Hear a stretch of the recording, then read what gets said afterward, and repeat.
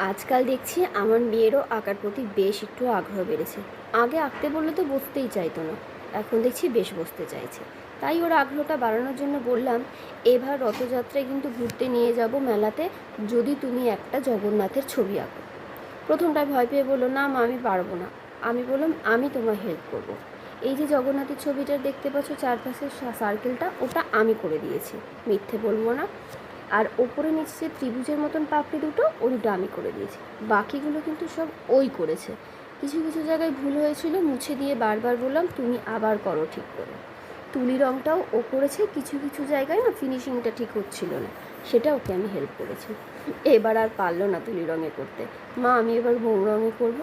আমি বললাম ঠিক আছে, তুমি তাতেই করো, যেভাবে খুশি তুমি সেভাবেই করো, কিন্তু তোমায় কমপ্লিট করতে হবে।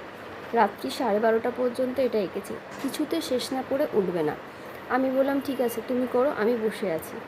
তোমাদের কেমন লাগলো অবশ্যই কমেন্ট করে জানিও। আমার তো বেশ ভালো লেগেছে। এত ছোট বাচ্চার এই আগ্রহটা